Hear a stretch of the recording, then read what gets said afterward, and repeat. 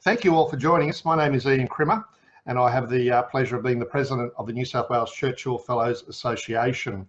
We have a number of chats throughout the year, which are wonderfully organised by Elizabeth and Peter. Can I ask Elizabeth and Peter, Peter's turned his camera off. There's Peter Merry and Elizabeth Comino. I'd just like to acknowledge them for being our chat organisers, and thank you for pulling this together. And in just a moment, I'm going to introduce our host tonight, Marie-Claire. But just before I do, I'd just like you all to understand that wherever you are in Australia, please acknowledge that you are on lands under the traditional ownership of people within your region. And I hope you would know who your local Indigenous owners are. But we just do acknowledge all elders past, present and emerging, and also like to welcome and acknowledge any Aboriginal or Torres Strait Islander people who are joining us online tonight. This is a particular chat that is focusing on social work. And I'm going to introduce to you Marie-Claire, who is a 2012 fellow. Just give a wave, Marie-Claire, so we can see who you are up there. Okay. Actually, before I do, I'll just go through the logistics of the meeting. If you're not actually a participant, can I ask you now, please, to turn your video off? So if you look down in the corner, there'll be a little video camera. If you click on that, turn your video off and also mute your microphone as well. And I ask you please to stay muted. That's it. And I think you'll find now you're only seeing 5 of us on the screen. If you're in gallery view, or if you're in speaker view, you're just seeing me. It's up to you how you want to do the night. Speaker view means that the person who is speaking will come onto your screen. Gallery view, hopefully you should just see 5 of us on here at the moment.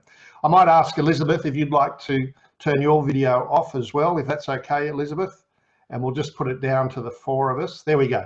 So you're seeing our 3 presenters tonight and myself, and I'll turn my video off shortly. During the night, if you have any questions, you'll notice there is a chat button on your screen.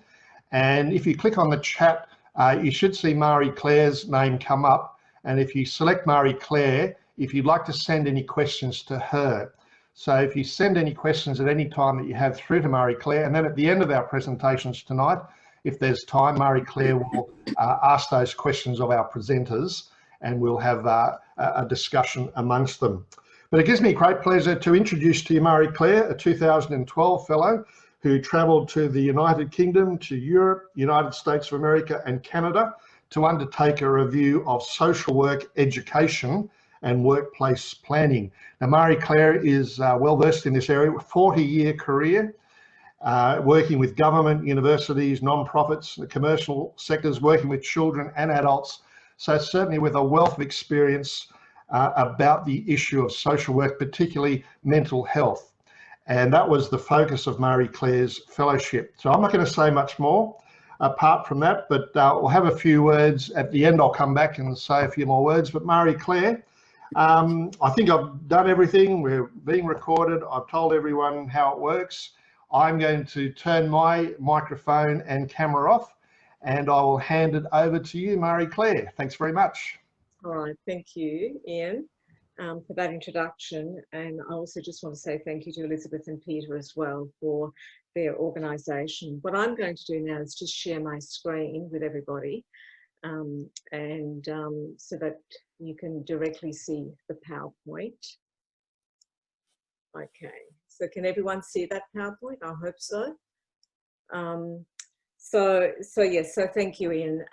So this presentation or this panel discussion is that it really, we've been invited to do this, but it's an initiative of the Churchill Social Work Churchill Fellows Group, which was established in 2019 as an avenue for social work Churchill Fellows to be able to come together to interact with each other and also to share ideas and occasionally to do things like this as well. So the topic of today is social work in mental health. I'm introducing the topic and I'm facilitating the session. And our 2 presenters are Kanthi Pereira. Can you just wave, Kanthi, and say hello? And also Claire Seppings. Kanthi is from WA, Churchill Fellow 2005, and Claire is from 2015 from Victoria. Hopefully we will have a sharp and snappy set of presentations, which is what we've prepared. We're aiming to finish no later than about 9 o'clock, including panel discussion and questions. And I really do hope that you do find that the session interesting and give you food for thought about how we currently approach mental health and also how we might approach it, particularly looking at it from the way in which social work looks at it. Okay. So by way of introduction, I just want to make a few comments about social work as a profession and its perspective on mental health. So it's a broad profession. It intersects with several disciplines, for example, medicine, psychiatry, psychology, law, among others. And we have a strong history in the provision of mental health services across the globe. So in Australia, for example, social work is the second largest allied health service providing mental health services to the Australian population. In the United States, and I'm just only quoting these two countries, but in the United States, clinical social work workers is the largest group of professionals providing mental health services to Americans.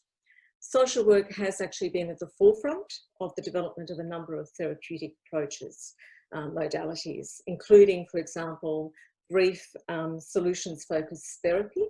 So the two key proponents or developers of that therapy are Steve Shazer and Im-Soo Berg from the United States, and narrative therapy, which was developed by Michael White in South Australia, and he also established the Dulwich Centre in Adelaide. And so they were social workers.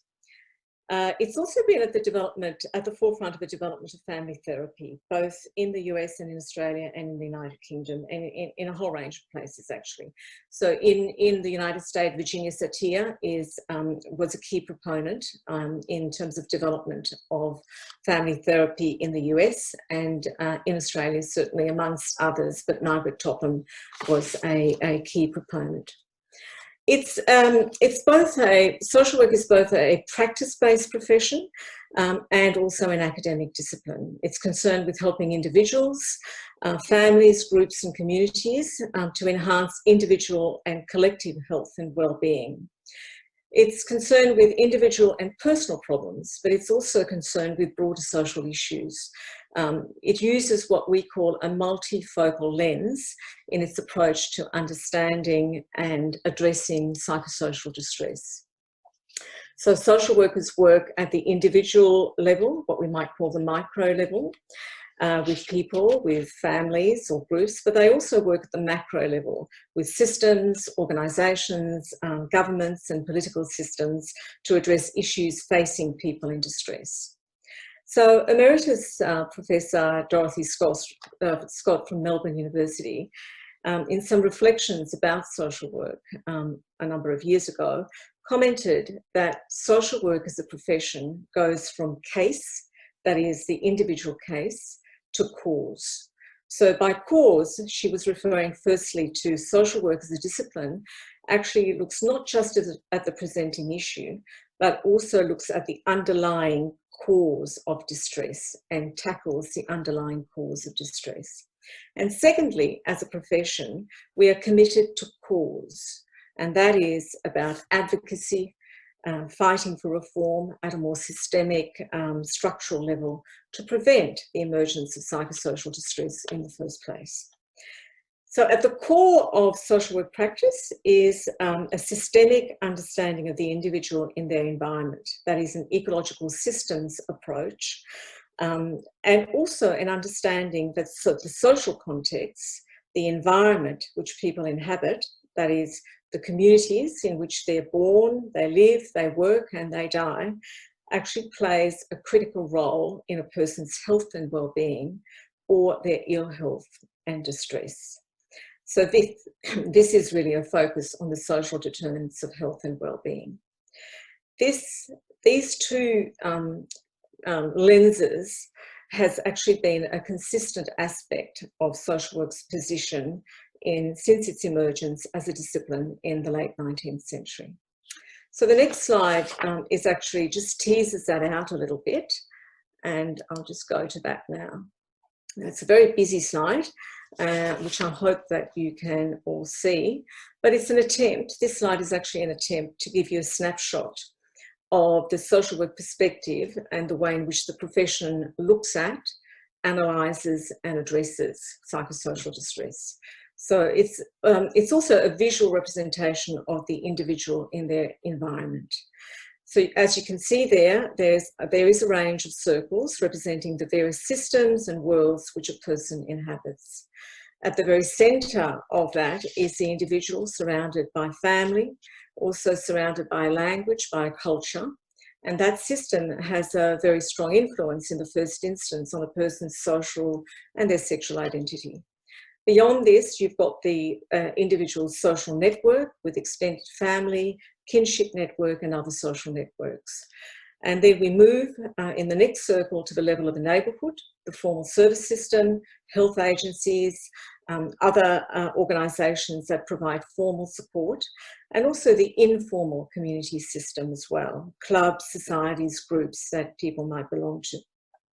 Included in this sort of circle is the church, places of work, and the school and the education system.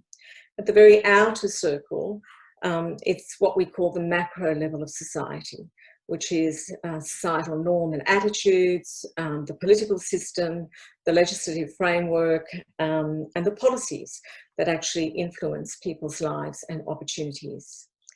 The broken arrows indicate that those systems actually interact with each other and they have their own impacts as they intersect. So from this slide also you can see that the frameworks and the knowledge base which that the profession draws on include that ecological systems framework, knowledge of the wider socio-political system, an understanding of human rights and strength-based practice, a commitment to social justice, knowledge of social determinants of health and well-being, and knowledge of the personal aspects of risks, vulnerability and well-being. So people's sense of self-efficacy, their personal trauma history, mental health status, and their health behaviours, for example. So this actually then forms the background for an approach for social workers to assessment, what we might call case formulation, and the approach to intervention. So when we're talking about intervention, from a social work perspective, that can be multi-level. So it may well be therapeutic, intrapersonal and interpersonal work with individuals, couples, families. It can include system coordination and activation at the community level. And it also involves or can involve advocacy and organised action for change at a more macro level. So social work as a discipline recognises that mental health problems can arise from a range of causes. The problem is not necessarily an intrapersonal problem that arises and exists within the individual, requiring medical treatment or individual treatment in that purely medical sense. The etiology of mental health issues is mostly multi-causal, and the profession's focus is on addressing these. So the solution is not necessarily therapy or individual counselling, it can include this, but it also requires what we call a joined-up approach to make change. That is system coordination, multi-agency working, and innovation in practice as well, policy change that address the root cause of psychosocial mental distress. So again, a focus on the social determinants of health and well-being.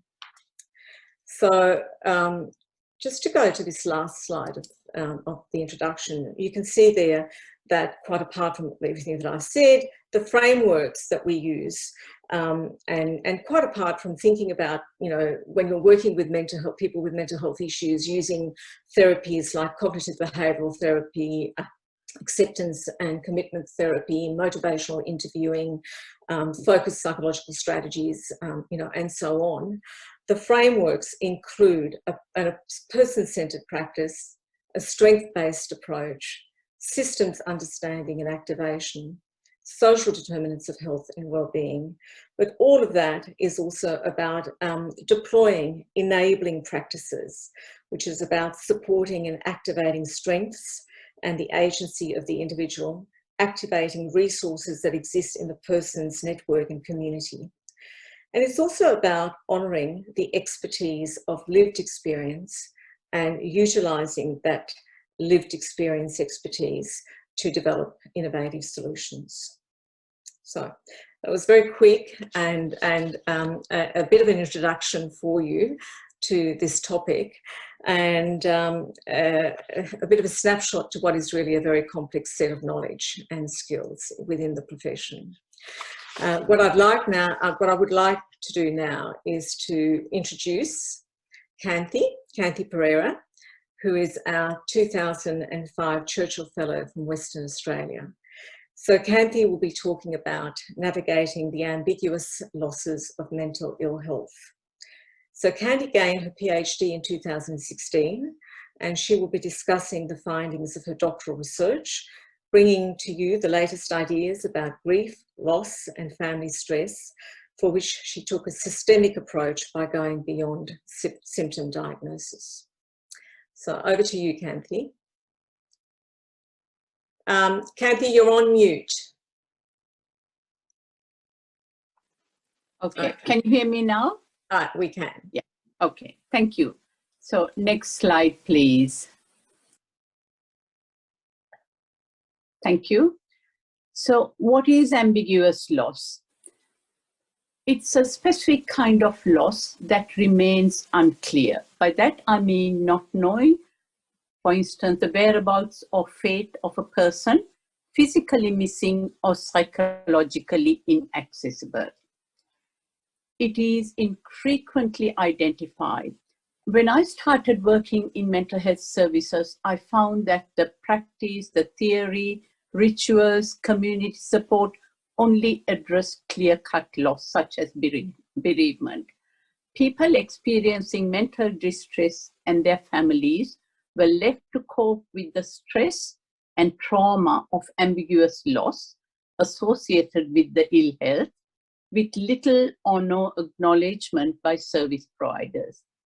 For example, very often when someone was coming out of a psychotic illness and they remained very low, mood low, they were given a diagnosis of post-psychotic depression, which means medication. So nobody asked them what they were going through.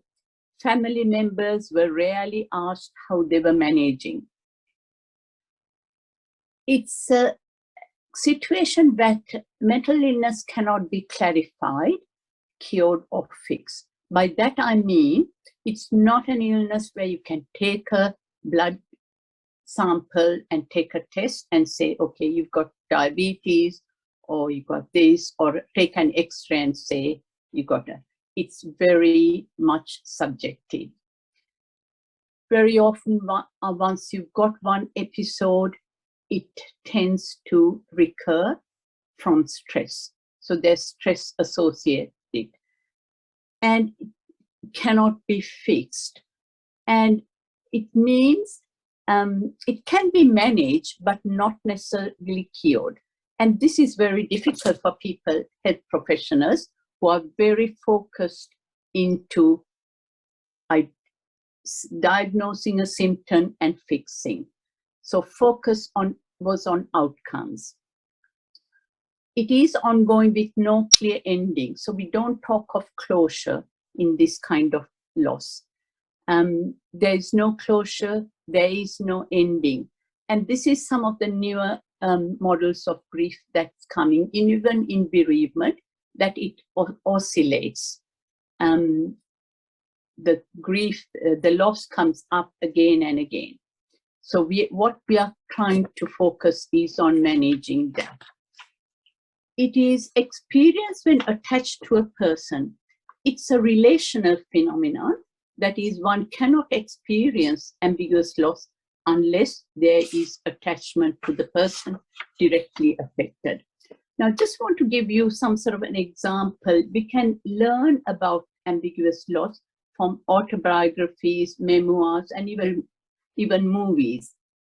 I'd just like to talk about a book that I read. It's an Australian author, Christina Olson, and the book is called Boy Lost. It's a Queensland University Press, 2017. And she writes about her mother, whose firstborn son, Peter, was snatched from her arms in the early 1950s when she was fleeing a marriage where she experienced physical and emotional abuse. And Christina writes, he was neither here alive nor there dead. There was no stencil for this kind of grief, no evidence of his life, no ceremony for his loss, no public mourning. So her mother dealt with it with absolutes, that is, past put away, Peter's gone, face life without him. So if anyone reads this book, it's page 227. However, the memoir depicts that all family relations were affected and that the loss reverberated throughout their lives. Even when Peter traced his mother 30 years later, it was affecting family relationships.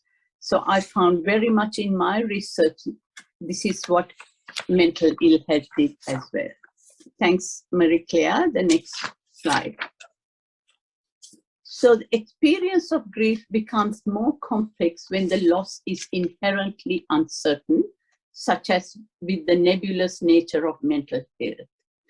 The diagnosis is subjective, so diagnosis can change depending on the professional psychiatrist you go to. And when I read through discharge summaries of people, I see bipolar disorder, depression, mood disorder, schizoaffective. This confuses people. And the stigma means one does not have the community support. No one gets a get well wish card. There are none in mental health hospitals. No casserole from a friend or a relative. Thanks, Marie-Claire. The next one. So, ambiguous loss has a family systemic effect. By that I mean family conflict, cut-offs, rifts, alienation. And I found this in my research as well. I called it loss of family ties.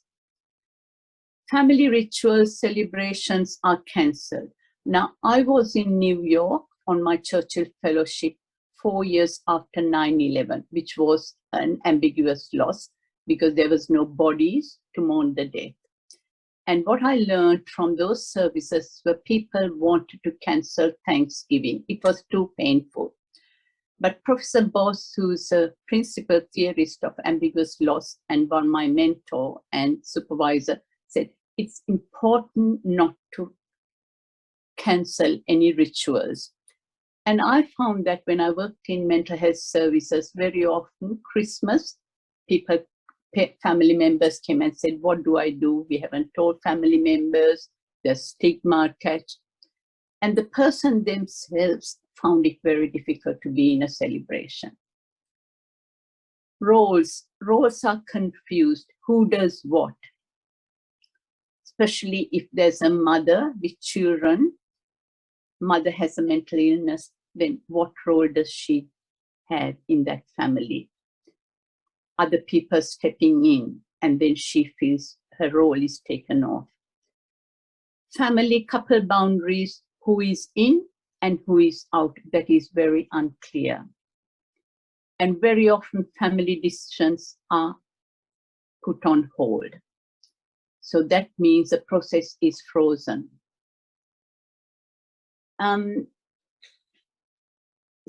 So next slide, please. And the consequences of ambiguous loss is boundary ambiguity. Boundary ambiguity is an effect of ambiguous loss, and it is an additional stressor. Boundary ambiguity means not knowing who is in or out of your family or intimate circle. And this leads to confusion about who is performing what roles and tasks within the family. And I found reading the Burdekin report, Human Rights. Can people see that? Human Rights and Mental Illness. This is a 1993, Burdekin was a Human Rights Commissioner of Human Rights in Australia. And when I read anecdotal from interviews that he and his team conducted, these sort of issues came up very much for people as well.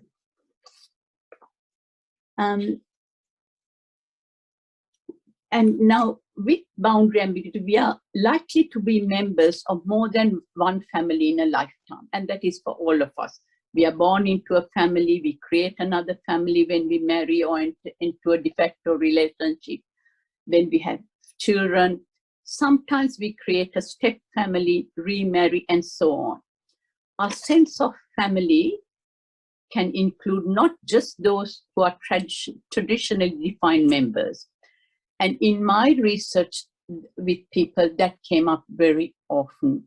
It was like someone from the church became their family members. So I call them intentional families.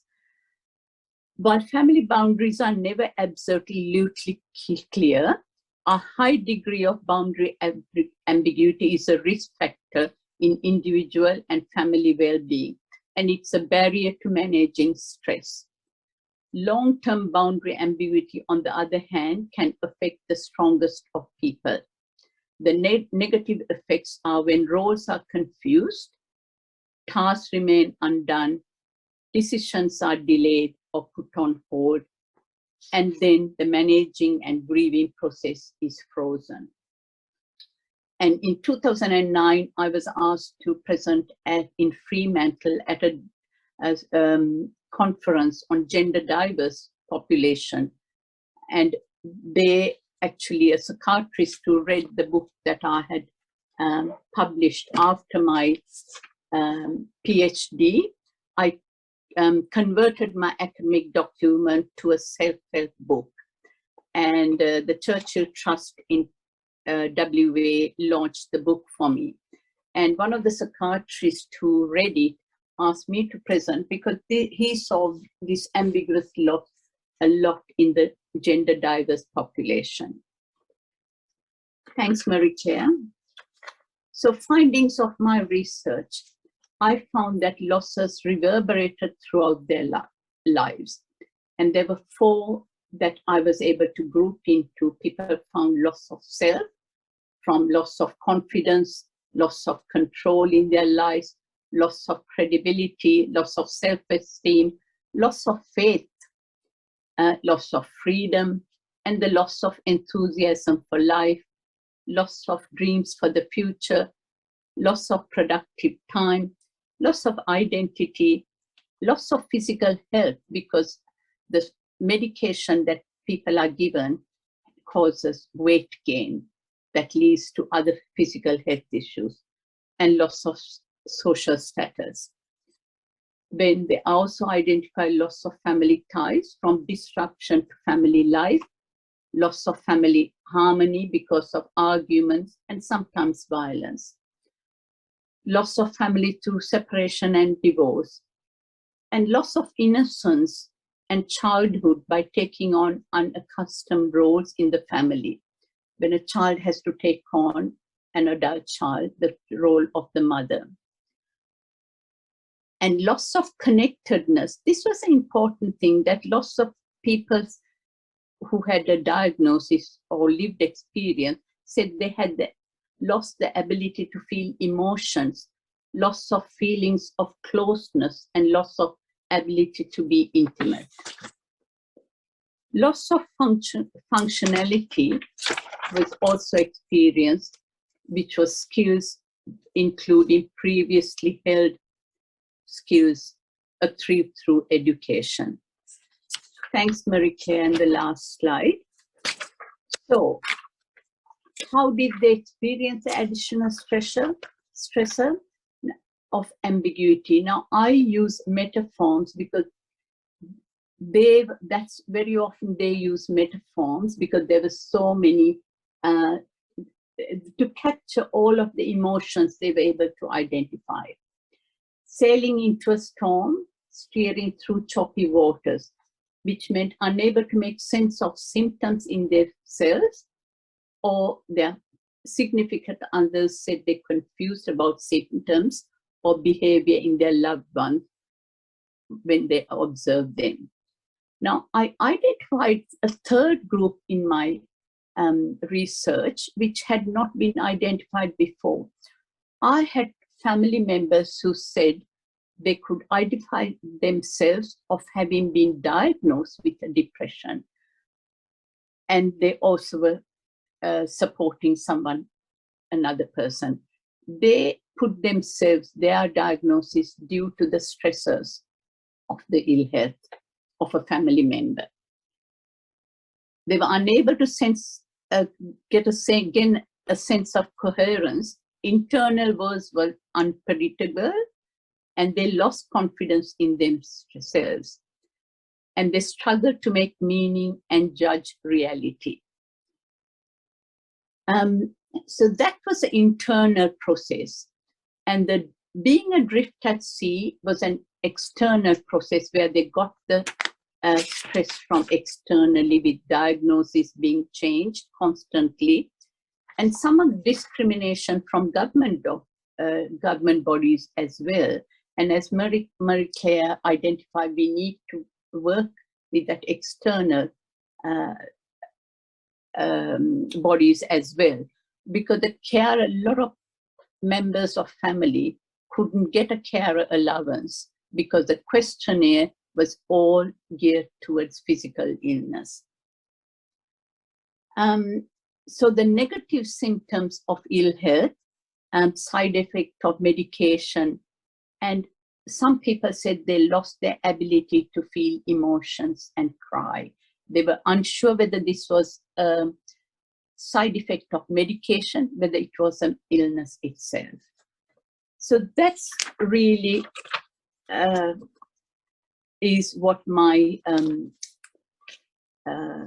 research showed. And that would be the end of my presentation, Marie-Claire. I can't hear you, so. Yeah. Thank you, Kanthi, for that presentation. What we'll do now is that we will move on to Claire as the next presenter. But can I just say that if you've got questions for Kanthi about her research and about what the findings that she's had, and the way in which she has conceptualized this whole area, please, as Ian has said, please put your questions in a chat directly to me, and then we'll, when we get to the discussion part, we'll raise those questions. Okay, so what I'd like to do now is to go to Claire and to introduce Claire Seppings, who's a Churchill Fellow from 2015 from Victoria. Claire is obviously a social worker, a criminal justice consultant, and she will be discussing the findings of her Churchill Fellowship and also the Straight Talking Peer Mentoring Trial that came out of her fellowship. And her extensive experience in this area challenges really the common rhetoric and the dominant paradigms of the Australian criminal justice system around prisoner offending, re-offending, and rehabilitation as well. So over to you, Claire. Thank you, Marie-Claire. And yes, I am here to do just that and hopefully bring some hope as well. So as we know, the criminal justice price tag in Australia is more than $17 billion, and it's ever increasing. Recidivism is one of our greatest social dilemmas, but experts and advocates, while they continue to call for urgent action, the only response to the ongoing question is how. Well, I found the answer on my Churchill Fellowship, and the catalyst for my mission happened to be a personal one. One day as we walked around the visit centre courtyard, as we'd done many, many times before, my ex-partner said, as once again the prisoner, after 5 years free in the community, "I don't know how to be straight. I stopped in my tracks. It hit me. The realisation that no matter what I had given or done personally or professionally, or any of us straight agencies hope to achieve through our obvious mainstream and specialised services, it would never be enough. Prisoners like him had been telling me for years that the prison programs, violent offender, drug and alcohol, clinical sessions exploring the impact of state care on their addiction and offending do not work, and they could run them better themselves. They want to change but have forgotten how to live a straight, drug and crime-free life, a normal life. As the former Prime Minister David Cameron said in his prison reform Prime Minister's speech in early 2016, we need a new approach. I found that new approach on my Churchill Fellowship, that actually only offenders can stop reoffending. Next slide, thanks. The common rhetoric and dominant paradigm are to focus on the issues of prison, and that often indicates highlighting mental health issues.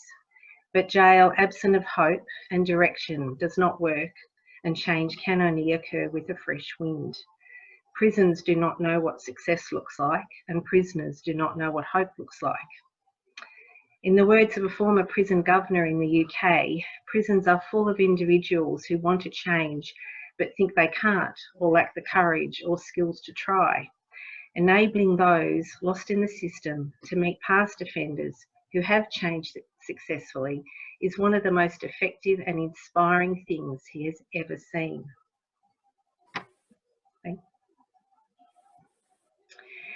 It is in fact the magic bit we need to do. As ABC Hobart reported after interviewing Mark Johnson, founder and CEO of User Voice, whose motto is "Only offenders can stop reoffending," a former offender and drug user says police, counsellors, social workers and psychotherapists didn't reach him because he didn't trust them. But when he started to do rehabilitation with peers, people with lived experience of incarceration, he started to believe that change was possible. They taught him that the skills that made him good at getting into prison turned out to be the entrepreneurial skills that, once he was clean, helped him start a business and eventually become an advocate for offenders. Now Mark Johnson wants to see the prison system start to listen to the causes of crime and hand responsibility back to prisoners by getting them to be part of the solution. Next one. Oh, sorry, just back a bit, I haven't finished it. So as Mark also said, the use of ex-offenders in visible roles within criminal justice supports offenders to see and touch the possibility of change and inspires and motivates those who are in the process of changing to keep going. In fact, another mentoring program in Liverpool Prison I visited on my fellowship found that just 15% of those mentored reoffended and returned. Compare this with the Australian national average of 46%. When treating people with mental health problems and drug and alcohol dependency, it is commonplace to listen to the views of those affected and utilise their lived experience of proven effective services. Yet despite all the evidence that peer mentoring does work, only a handful of such agencies exist in Australia. Back to the next one, thanks. One of these programs was based on my fellowship. It has recently been trialled in a prison in Geelong in Victoria. I was appointed the project coordinator. We called it Straight Talking. Research by Deakin University into the benefits of straight talking has shown it to have successfully reduced reincarceration. In fact, as you see there on the slide, one prisoner who was in our development, in our group with developing the program, wrote a note and gave it to me on his way out the door and said, "All prisoners, once they leave jail, believe they are alone in the world. They can only relate to other prisoners. This is why other ex-prisoners as mentors are fantastic as the tools in changing the way ex-prisoners make decisions out of fear. I applaud what you guys are doing. If I knew this stuff before, I never would have come to jail." Next slide. When recently asked by the Prison Reform Trust in the UK, "What do you need to make the best use of your time in prison?" one prisoner wrote, hope. Just as the prisoners in our straight talking trial said, having listened to our peer mentors, one wrote, "I've now got something to look forward to." One mentee texted his mentor after release saying, "Out of everybody that's ever come into my life, I think you have made the biggest impact on me wanting to change."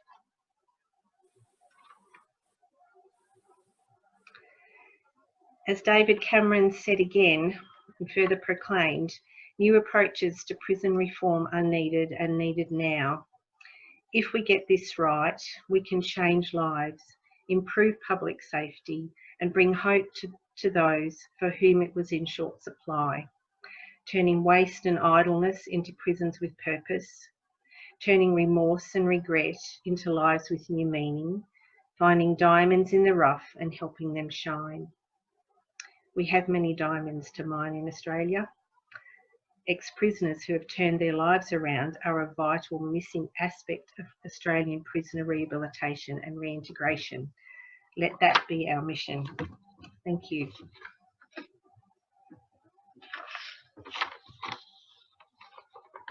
Thank you. Thank you very much, Claire. So what I'm going to do now is I'm going to actually stop the screen sharing, and we're moving into the discussion phase. We've got, well, we've got a bit of time, so, you know, we've certainly got a good 30 minutes or so if we need it in relation to, you know, to the panel and to your questions. So firstly, thank you both again, Kanthi and Claire, for your presentation. And I'm just going to stop sharing my screen now so that we can all see each other again. Okay. All right. So I've got a number of questions here that I'm going to go to. Okay. So the first question is actually around for you, Kanthi, and it's this is a message. I want to thank Kanthi for introducing me to the term ambiguous loss. I recently lost a sister who was very hard to relate to. My feeling of loss was actually greater because of our difficult relationship. Is that an example of ambiguous loss? That can be an example of ambiguous loss because you had difficulty relating to the person for whatever the reason, and that makes it difficult for you to talk about it. Perhaps some people find it difficult to talk about it. And some people say they can't put a finger and say where the difficulty was. That can be seen as an ambiguous loss. Does that answer your question, or do you want? Well, I think probably that does. Where everyone else is on mute, and I think at the end of it, Kanthi will have an opportunity to open up so that everybody can have a freer discussion. But if we can leave it at that for the moment. There's a question for you, Claire. And this reads, from what Claire is saying, it sounds like along the lines of AA or Gamblers Anonymous. Would that be right, or can you elaborate a little bit on that, Claire? Look, that was one of the original concepts, in a sense, isn't it? It's the concept of the peer. It's you know, AA is probably one of the very earliest of them. My idea of the peer mentoring, and as we know with Churchill Fellowships, the project idea is very, very confined and very, very specific. I came back with so much more, and it literally is about not just the peer who has a great deal of value, it's also about utilising people's expertise and fostering people's expertise, where literally you've got the whole range from the volunteer peer worker at the street level to the entrepreneur who has developed and leading their own agency and then employing people with criminal records to support people coming out of prison. So you've got the whole gamut, I guess. the potential. Okay. Another question for you, Kanthi, and this is around patient confidentiality. So this question is actually, I can see here, it's to everybody. It is from Elizabeth. Kanthi is, I'm interested in your thoughts about patient confidentiality in mental health care, when your research would suggest that treatment is more of a family community issue. Yeah. This is a huge area about confidentiality, where parents feel that they're very often expected to provide shelter, income, but when they ask for information, they are not given. Now, the way I have been trying to work on this, and I've asked this question from people with lived experience, you can always ask them, what sort of information can you share? And very often the side effects of medication is a very important thing for other people around you to know. And because you can go, someone can go home. And I had this situation when I first started working, when someone said their vision was very blurred. Nobody had explained that this was a side effect of medication. So there is information that can be shared. And very often I ask people with the lived experience, what can I share with someone close to you who's going to be your supportive person once you leave? So there is, and as you build trust, that can get more and more. I always have family meetings because the left hand needs to know what the right hand is doing. So, and before the meeting, I would ask, what can we talk about and what can we leave for the moment till we build that trust? So it is a huge, and it seems to be only in the area of mental health, that disease, where confidentiality becomes a huge area. There is one place where we have to break that is if somebody is life is in danger, or if someone close to them. That's the only time we have to break confidentiality. Elizabeth, does that help you answer the question? I think everyone else is on mute, Kanthi, but thank you, for that response. What we'll do is we'll go through some of the questions, and then we'll have everybody back into a more of a general discussion. Okay. What I'd like to do is actually, there are a few other questions from the group, but I just want to throw a general question out to both of you, and get each of you to respond, obviously, because you've each got two very different areas, and each of you, one is, firmly and squarely within the mental health arena, and yours also, it's about health, it's about psychosocial health, Claire, the work that you do. Ultimately, it's about, supporting and establishing someone's psychosocial health following their incarceration within prison systems. So can I just throw this question at the two of you? How do you think the social work lens, thinking about some of that introduction that I've actually done, and applying it to your own context, how do you think the social work lens has influenced your approach to the work that you do, Claire, with prisoners, and you, Kanthi, to people experiencing ambiguous loss? Let me go to Claire first, and then we'll go to you. Sure. So I think for me, throughout my social work career, it has literally moved backwards and forwards. But at the time, and when it led up to my Churchill fellowship, I'd moved from probably more like the casework one-on-one at that level of social work to much more about looking at how I can change systems and work with others to do that. So for years I was working with corrections. There I was a social worker in Centrelink, but looking after our justice portfolio in Victoria, and it was about establishing processes together of how we could help people together through the different systems where they connected. That was from the professional side. Then what happened for me was then that personal side came in, which I did personally struggle with where I was going to fit the two, and I also felt at that time that the personal was nowhere near as valid or important as the professional.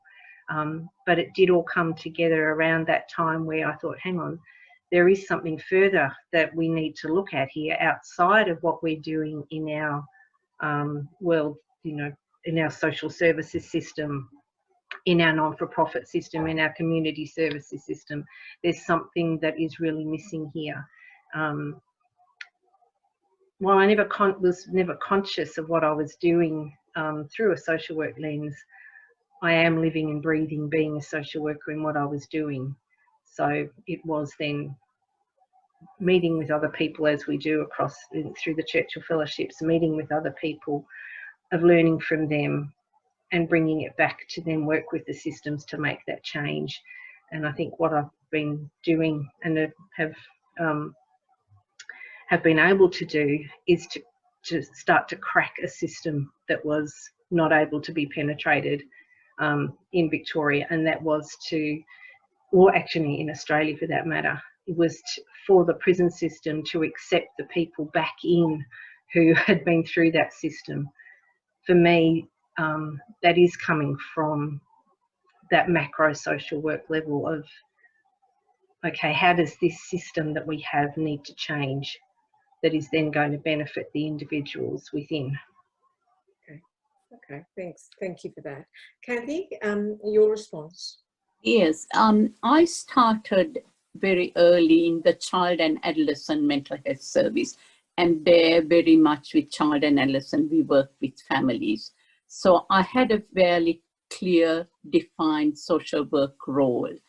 And when I went to work in adult inpatient, again, it was very clear, working with families and making sure that people had the income when they were discharged or they had stable accommodation.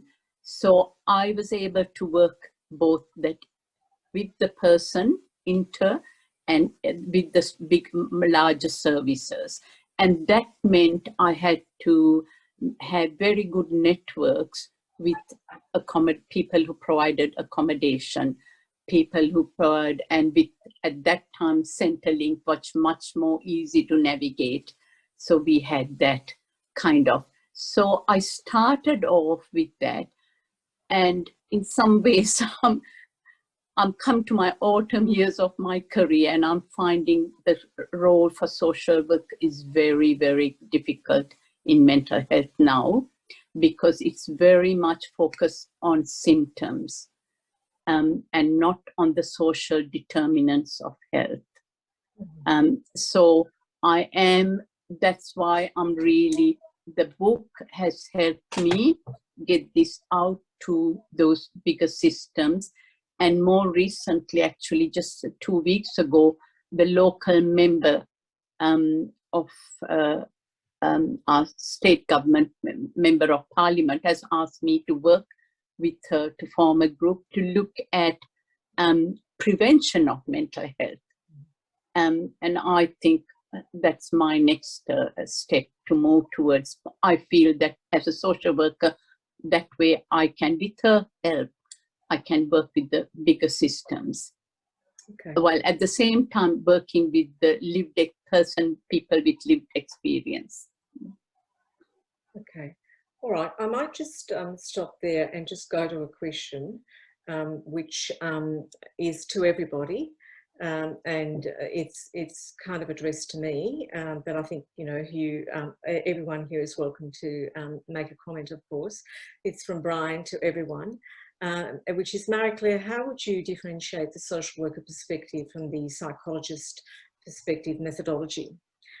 So look, in response, Brian, I would have to say that in many respects, psychology can also be seen as a broad church as well. You know, now we have within the psychology field, or the extent to which I know about psychology, I have looked at it in a little bit of depth over the years. We have social psychology, we have organisational psychologists, and we have community psychologists, we have counselling psychologists, we have clinical psychologists, you know, a whole range of other, you know, specialisations. I guess one of the things that has differentiated social work from psychology from the very beginning, though, is the focus of social work, as I've said earlier on really that ecological systems approach, person and environment, and that focus on the social determinants of mental health. I'd go to say something like this. When I used to teach at university, I used to take a class on social research and research in counselling, actually. And I also used to look at different aspects of research, quantitative research versus qualitative research, etc. And I one of the points that I would make to a lot of students who were there, and they were counselling students and who were wanting to become counsellors and therapists, is that when we're looking at therapeutic modalities and where we're wanting to understand where the client is at, we can actually, if we're faced with a depressed woman or man, or somebody with high levels of anxiety or any other kind of medical or mental health diagnosis, we can approach that from a symptom perspective, as Kanthi has actually approached. We can talk about that from, let's talk about how we deal with your depression. Yes, there's medication, there's all those things. There's also cognitive behavioural therapy, there's focused psychological strategies, etc.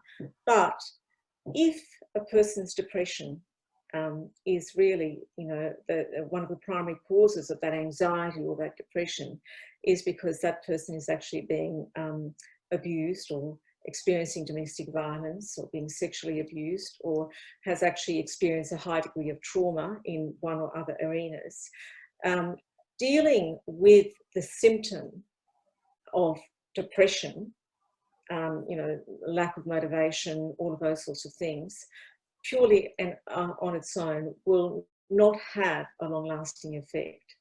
What will have a much more long-lasting effect and will deal with the underlying cause, as you know, I've pointed out before, is actually addressing the domestic violence, the sexual trauma, or the reasons behind all of that. Psychology is an evolving discipline.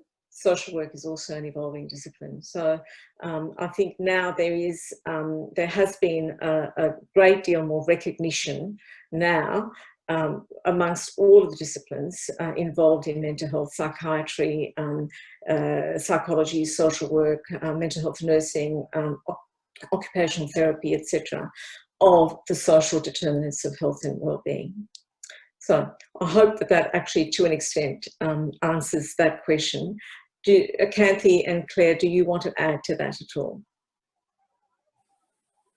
No, I think you've answered that. You know, as I said, even with the narrative therapy, you have to have the work with the community work as well, by working with organizations to address the barriers for people's mental well-being. I think social work has always been beyond just the individual in front of us. Yeah. Okay, so I've got a question here from Louise. This is more of a comment. I'm currently participating in the bushfire recovery of our area, working with health professionals, and without criticism to those who have a social work background, without criticism,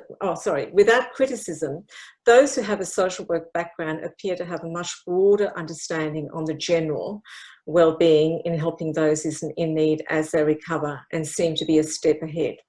The presentation tonight has demonstrated just that. Well, thank you, Louise. I thought there was a question there, but it is a comment. But thank you for that recognition.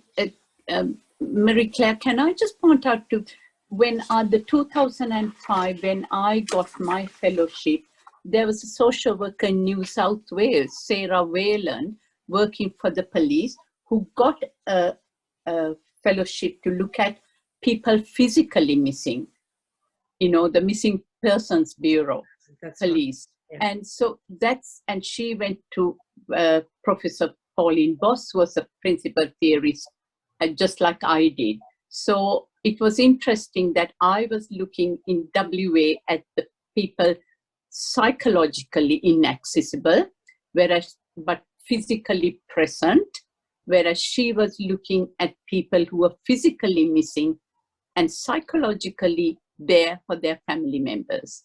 Just a comment I wanted to add. And Sarah's gone on to do a PhD looking at hope, and she's very much involved with the Missing Persons Bureau. Okay, thank you. We've got a question here also around peer support. And I guess this question is really to both of you. Peer support seems to be so important across the lifespan, and yet it seems to be not a valued option. I wonder what the panel thinks about how to better address this, particularly as a preventative measure. So Claire, if you can perhaps start, and then I'll go to you, Kanthi. Sure, I couldn't agree more. I think it certainly got a lot of, it's had traction for a long time in the mental health area, disability area, and very, very popular now in the drug and alcohol area. That was part of my argument of pursuing my Churchill Fellowship, that we just don't have enough of it at all in the criminal justice system in Australia. And I think what blew me away is that it is so commonplace in the countries that I went to. To them, it was a no-brainer. It's just part of the way that service system works. So yeah, I think that's what Churchill Fellowships are about, aren't they? It's not happening here. The bright ideas are out over there. We bring them back, and it's always, it's a challenge at times to then, get it accepted coming back, because if it was already accepted, it would be happening. I found that, I guess, what I was able to do, I did the Churchill Fellowship end of 2015. Media got a hold of it 2016. Everyone kept saying it's a fabulous idea, but nobody really wanted to do anything with it, concrete. It wasn't until we actually found a general manager of a prison that was willing to give it a go. And as it turned out, that the user voice that I mentioned in the UK, that's how they started off with the work that they've been doing in prisons across England. It started with one prison governor who thought it was a good idea, and then it travels. We still need to get it spreading further in Victoria and then Australia. But that's often, I think, the way.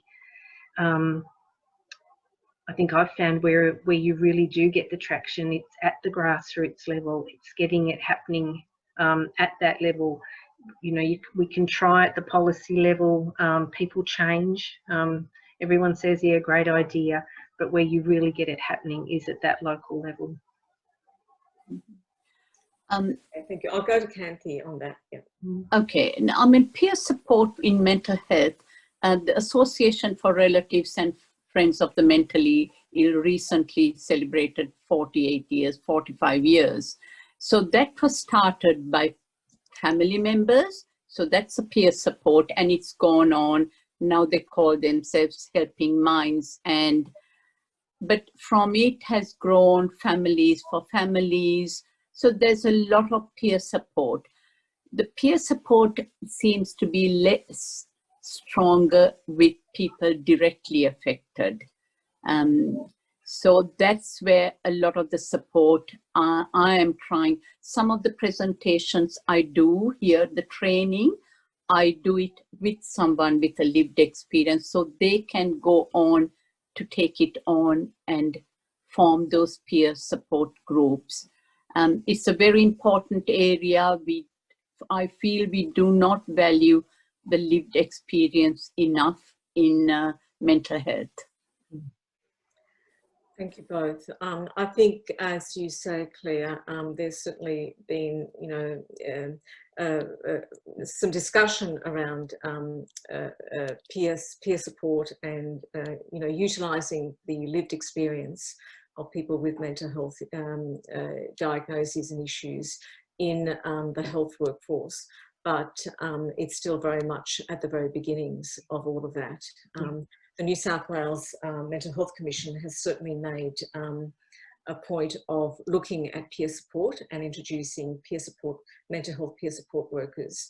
But again, one of the difficulties I think around all of this is what at least what I observe as still being a bit of lip service towards that whole area of really acknowledging the expertise that comes with having gone through an experience of that sort, whether that is actually a mental health diagnosis or a cancer diagnosis or another diagnosis.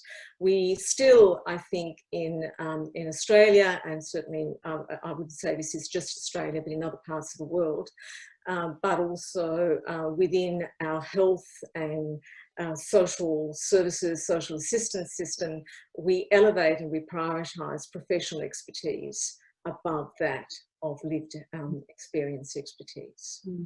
I think what we miss as well is that those who have gone through the experience themselves and then want to be able to give back and give back to others that are their peers, it's part of their own recovery. And so if we're in a sense not valuing that or respecting that, we're not valuing what they are feeling they need for part of their own recovery.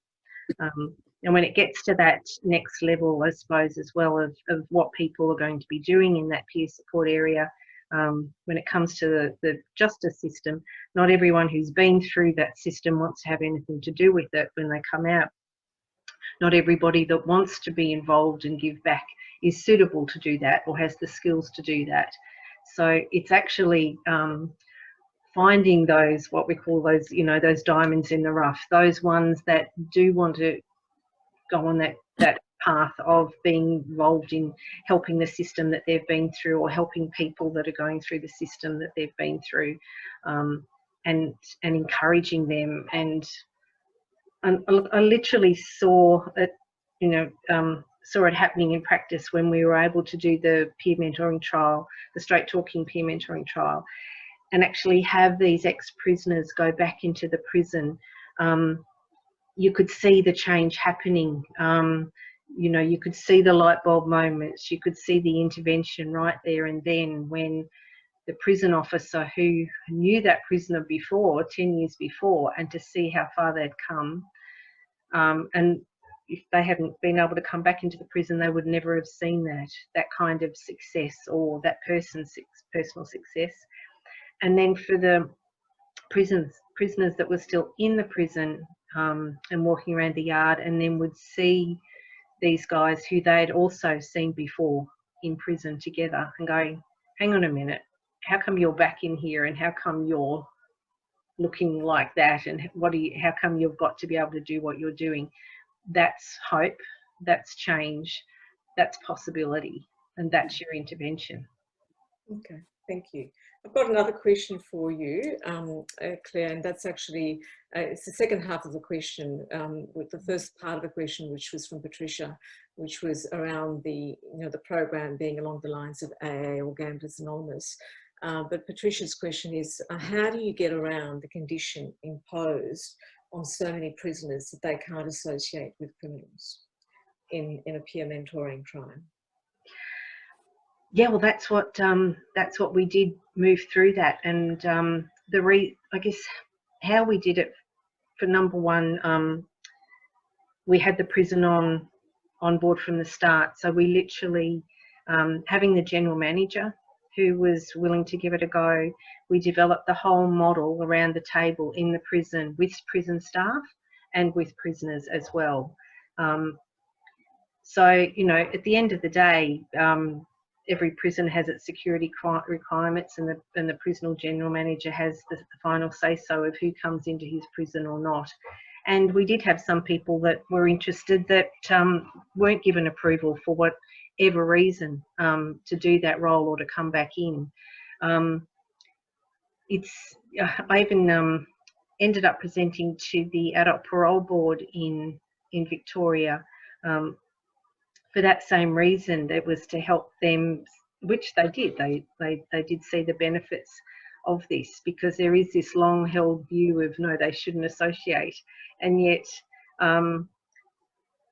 you know, prisons have developed a lot within the programs in prison. So they often do have prisoners being peers who within the prison. What I was able to crack is having the ex-prisoners come back in. And yes, we've got there's prisons in other states that won't have a bar of it yet, so we've got a long way to go. But what we've been able to do in this trial to show that it actually does work, you do see change happening.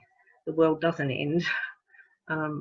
Yeah, it's a long-held view that, yeah, I smile when I hear it, because it's, to me, that's history.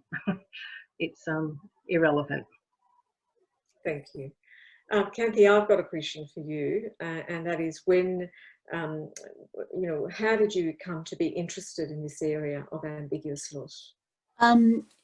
I came to be interested in it when I was working in mental health, inpatient setting, and I was hearing constantly, and they didn't use the word loss, they didn't use the word grief, but they were talking about what was it before for them and what is it the future going to be for them. And that was about the time in 1993 the Burdekin report also came out.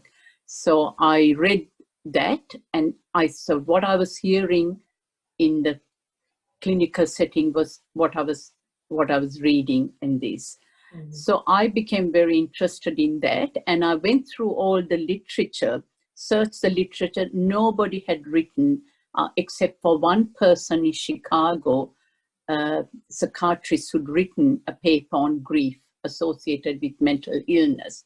So I wrote to him. This was days before emails, and the letter was returned because he had moved on. So I had to go through the literature and write to the editor of the journal who traced him. And he was very interested and offered to loan me that was a quantitative study looking at the Texas inventory of grief. And I did my master's in that, looking at the grief that parents went through. And what I found interesting was the questionnaire was returned by parents, and this was, you know, just ticking a question. At the other side of the paper, they had written lots and lots of what it was that the questions didn't answer. So that's when I realized this is more than what we have known, and I applied for a Churchill Fellowship then. So that's my interest went from there. All right, thank you for that. What I might do now is actually hand back to Ian. I think we've got, you know, we've had quite a number of questions, and I think, Ian, we've got about 10 minutes left, I think, or something like that. So perhaps we said we'd finish about 9 o'clock. What I might do is just open it up to a general. By privacy rules, I can't turn your cameras back on. I need to invite you all to turn your videos on. If you don't want to turn your video on, that's fine. You can stay anonymous if you want. And if you do wish to speak, you can just click on your unmute button, whatever. I just remind people we are still recording, so just be aware of that. But if you'd like to turn your video back on, please do so. Put up your hand, and we'll have a general discussion for anyone that would like to. So I guess it's, are there any questions? I think, Grant, you've got your hand up there, yeah. Yeah, I was just going to ask Kathy particularly about what's available for family and partners of people suffering. We in the presentation we talked about there being issues with the family and disassociation and so forth, and we talk about help for the person who's the suffering. But what about the family and the partners who are suffering, and how do we support them, and what's changing the way of supporting them? Because that, I imagine, would flow fairly strongly back into the healing process for the person suffering. Yes, that's very true, Grant. I mean, the way I work is working with both, because as I said, the left hand needs to know what the right hand is going through as well. So as much as possible in my own work, I bring both together. The supportive, the families, as well as the person who's directly affected or going through it. Wider, it's getting more and more. They are setting up what you call recovery colleges now. And I've done the training, and that is actually providing a lot of education by people directly affected with the lived experience, plus family members. So what they've got, and as Claire said, that's part of the healing process. Each person's experience is different, and I found that in my research, what a mother goes through could be different to what a father goes through, and what a sibling goes through. So this is bringing in all of that together is the important thing. We may not always agree, but it's about learning to agree to disagree on some things. But in my work, I try to find the common things that people can work on, that we can. Remembering that I like to use the word managing the emotional experiences, because it's a cyclical nature. So at times of stress, and at the moment with COVID, I find the anxiety levels are very high of people, and that can actually create some episode of bringing in, you know, people listen to the 24-hour news and thinks it's going to happen here. This was last year going through what America was going through. So it's about everyone learning how to manage it. So do we find that at times the family or members of a family of someone suffering actually turn out to suffer as well because of the loss that they're feeling through the disassociation? Yes. So this is this came up in my research, where people thought they had to go to a doctor and they had to explain, and then they were diagnosed with depression and then medicated.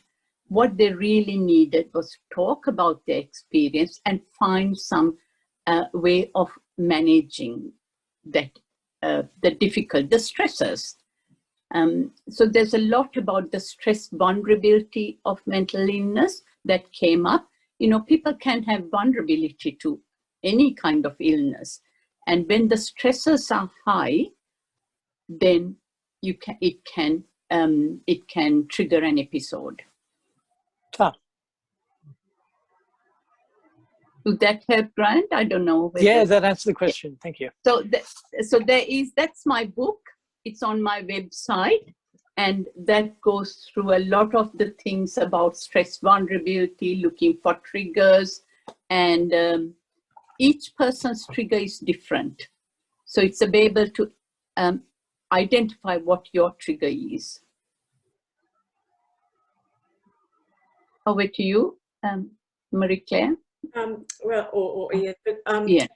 I'm aware that Peter, Mary, you had a question for Claire, which I didn't get through, and that is, do you mind if I actually read that out? Is Claire aware of the work of Elizabeth Coleman with housing ex-prisoners in Tasmania? Yes. Oh, well, Yeah. that's great. Yeah, no, I've been down to Tassie and met all the wonderful crew down there, and Elizabeth, yeah. Yeah, I met her down there after hearing her on the radio when I was visiting down there. Looked her up, donated some money to her, only $100, but she used it for an ex-prisoner who had a hand injury on a fishing boat that same week. Yeah, yeah. No, she's a gem.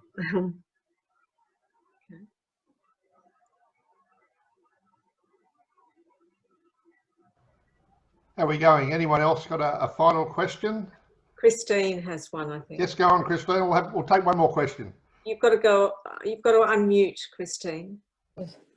Thank you for Thank you for those all those presentations. I thought they were terrific. Just a comment I'd like to make, having been a social worker, and Marie-Claire, I think your description of what social work does was fabulous. I wanted to just make the comment to both Candy and Claire that both, I just started to feel that the issues of trying to deal with these both quite disparate areas of social work have got the pressures of volume and economic rationalism overpowering the ability to be able to actually do these sort of things that which really make so much sense. But in mental health, there's so much pressure to try and get people through the system, as in corrective services in New South Wales, we call it that. In the prison system, there's just so many people coming through, so much demand for the services, that in a way that we're trying to do things so economically and trying to address that issue, that we're not actually getting to the root problems and trying to actually help people individually. I just saw a parallel between the two. I wanted to make that comment to both. Do you agree? Yeah. Yeah, very much so. I think we have to be proactive to prevent, especially with COVID. Now they are saying there's going to be very high percentage of people with the stressors, the mental health issue is there. So I think and for me, I think we just get on with it regardless, because we can't impact the bigger. We can try to influence, but let's just get on with it regardless. Yeah, it's great. I think that's a point. Small scale innovations where we can, and influence the things that you can influence, and the things that you're not able to. Well, that's where that is at that point in time. Yeah. Lead by example, I always put it down to. It's right on 9 o'clock, everybody. Can I ask you a thumbs up for our three presenters? Yep. Oh yeah, I know, it's great. Oh, thank you. Thank you to the three of you. It's certainly been a great insight to hear from three of Australia's leading professionals, and to know that you're Churchill Fellows as well is just brilliant. You bring just a wealth of experience and knowledge to this whole paradigm that we've been talking about tonight. It's been great to hear you. And I should mention this. I particularly would like to congratulate Marie-Claire, because back in Tasmania, we all ventured there. In 2019, we all ventured to Tasmania for a National Churchill Fellows Convention. And I think, Marie-Claire, it was your passion to sort of get together with some other people from around the country and get together a cohort on a national basis. And this is one of the things that has sprung out of this. So thank you, Marie-Claire, for having that insight, and a great example of what fellows can do. This is I said this before to the presenters the other night, it is brilliant that we can step outside our states as fellows and start looking at things on a national basis. And the three of you are a perfect example how, from different parts of Australia, working together through the Churchill Foundation. I think everyone is a Churchill Fellow. If you're not a Churchill Fellow, go online, Google Churchill Fellowships, have a look at it. And if you know somebody who you think could make a difference in Australia, talk to them. I know it's difficult at the time, travel is being restricted and our current fellows are not travelling, but that's not going to be forever.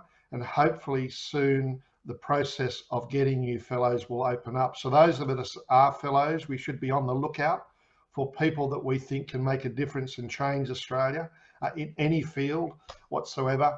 Or if you're not a fellow, have a think about it.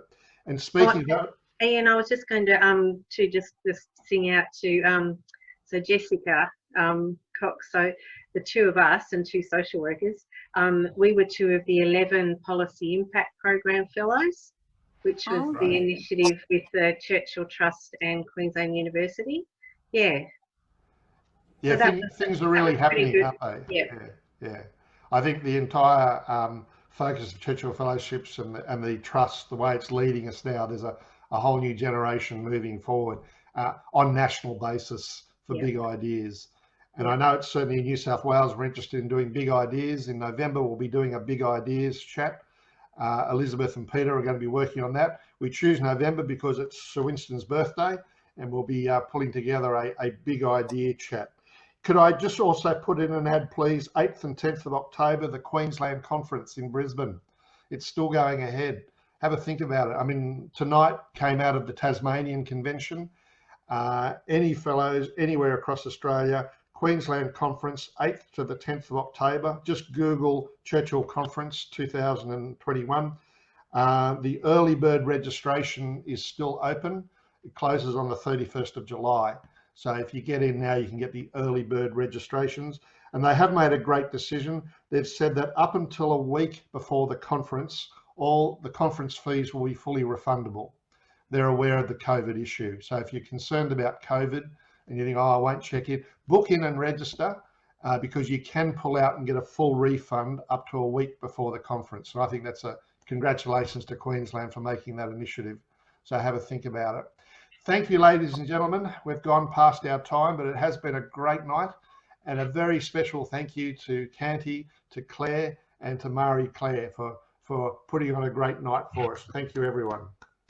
Thank you. Thank you. Night, everyone. Thanks, Good Mary night. Claire. Thank you. Thanks. Thank you. Good night. All right. Okay, well, I'll say good night.